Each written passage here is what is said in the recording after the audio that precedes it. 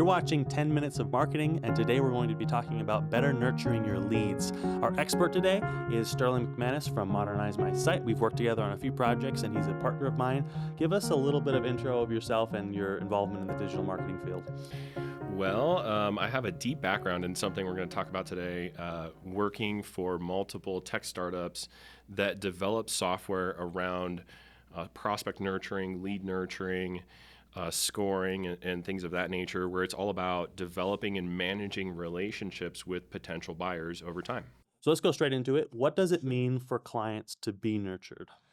Oh, well, let's clarify. There's clients and there's prospects. Yes. Clients are people who are existing clientele. They're already paying customers, right? You've already done all the hard work to earn that business. Whereas with a prospect, this is somebody who isn't yet a paying customer. And so the rules of engagement change quite a bit. When you're thinking about this, you need to kind of date the person. You're not already married, and you have to nurture that relationship over time. And so what that means is staying in front of them, communicating in different ways, and making sure that you earn the business when the time is right. So that's really what it boils down to. And what are businesses missing out on when they're not doing this nurturing for them?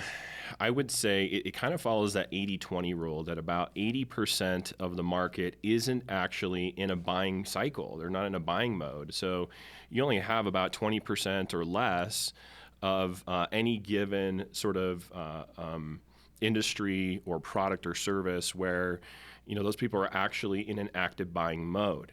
Because of that, what you end up with is a lot of sales organizations, especially where they're focused on that low-hanging fruit on only the 20%, and they almost disregard the 80%, when in fact, the great majority of their potential actually lies in those prospects that are scored, like they already understand.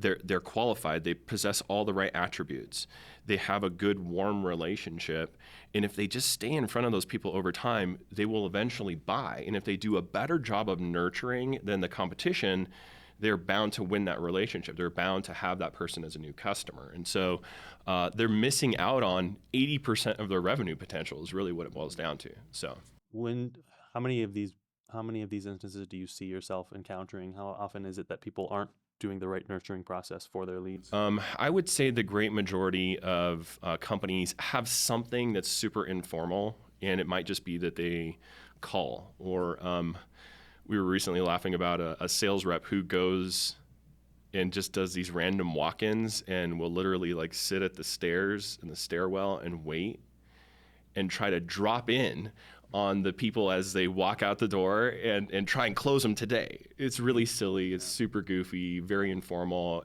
impossible to track. Where what if you could actually track things like phone calls, emails, the kind of direct mail you sent out to people, and see how you've progressed in your communication over time until that person actually made the commitment and purchased. And once you have an understanding of these things, what's so cool about it is you can see this is how many touches that it took before they actually bought. And if you can start to play with those numbers a little bit, you start to get more aggressive in your approach, where you're spending more money on the prospecting and nurturing. And then you go, okay, well, after 10 touches, we know that our people convert 90% of the time, right? So it becomes a lot easier to work within those numbers, to use those for more predictable revenue, and even to make better decisions, financial decisions about bringing in investors and venture capitalists and things like that. So awesome. Well, where do you start with most companies? I know everyone's probably different, but where's your biggest approach? The big thing is to understand qualification criteria, and sometimes that can be a bit of a butting heads moment for internal departments, where one department is saying, well, if they breathe, then they qualify, and the other one is saying no. Especially the sales reps, I keep getting a bunch of junk leads. These leads, they're not the decision maker, or they don't have this kind of a business environment, and they don't even have an established budget for the thing that we sell. And so you have to establish really rigorous criteria, get buy-in from those key people in those key departments, and then from there move forward with something that really makes sense. So establishing the qualification criteria is most important, and then creating an automated process to stay in front of people over time. And we'll touch on that here. Okay. Awesome. Well, I'd like to get straight into that actually. What are those automated processes? What do those look like? So it's a big overhaul. It's big thinking. You got to find those people who are very strategic, very process and project driven. You need people who are flowchart nerds to come out of the woodwork with their whiteboards and their markers and really start to decide, what should email number one look like? What is the subject matter that's about?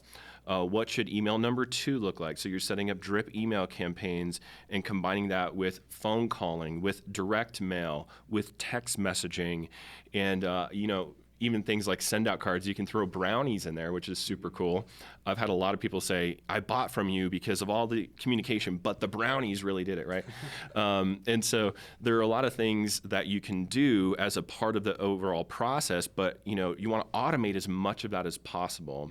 And you really do need tools, and you need people who create that process from the beginning so that when the tools are implemented, they can plug and play, right? They need to be able to put things in place so that things can happen the way they're supposed to in a not just automated fashion, but you have to provide the flexibility so that somebody can make phone calls and it's not so, predetermined, if you will, right? So How quickly do businesses tend to start seeing those results? I mean, I know it's a long game with most of the clients. that's a really good question. So it really does depend on their overall deal size. So if you think about a company that's selling something for just a couple $100 versus a company that's selling something for $200,000, right?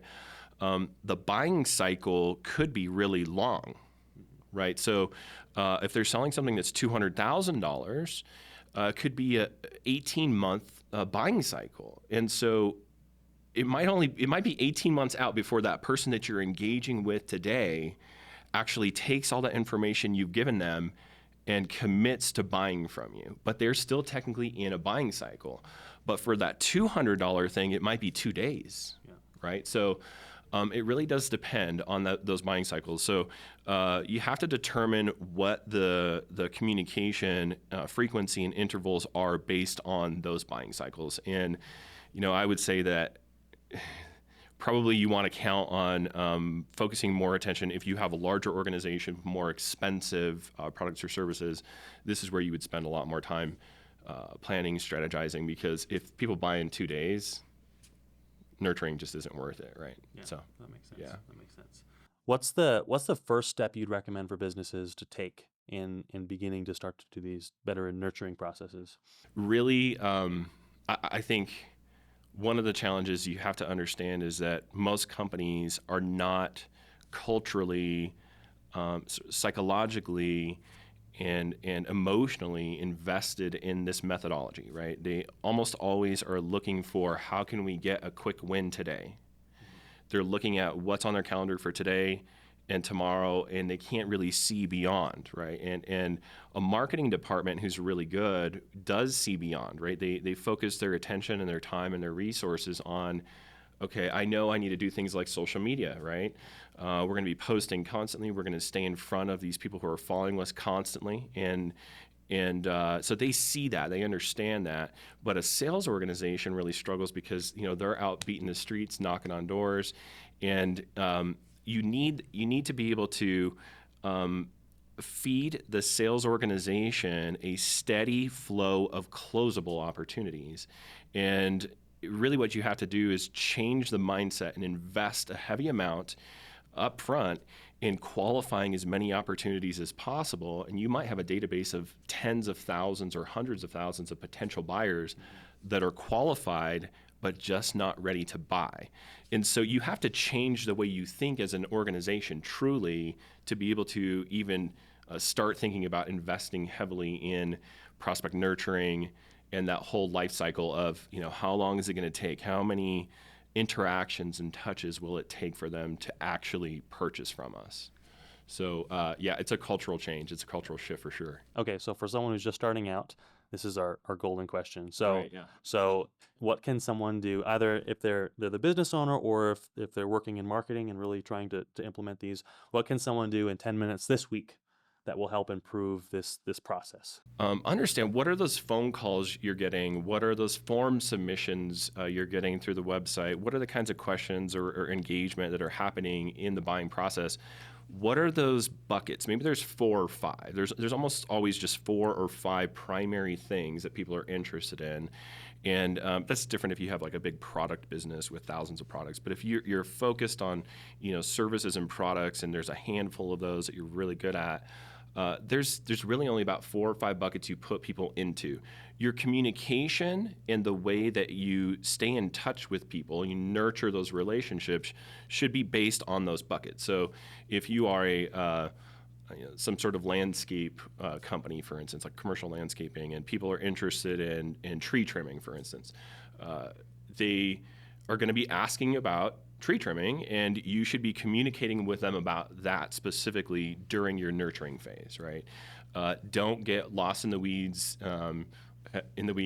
talking about pulling weeds or trimming weeds or, I don't know, planting weeds. You don't want to talk about weeds. You want to talk about trimming trees, because that's what they came to you for. Establish yourself as a subject matter expert and decide, what are those buckets, who are we, and how do we communicate with these people over time? Well, I want to thank Sterling for being on our show today. Thank you so much for sharing your knowledge with us. As always, if you're not utilizing these tips, they're not going to do anything for your business. So take action, put them into your business. And if you found something today that was especially useful, please let us know in the comments, and maybe what you'd like to hear in the next one. Thanks.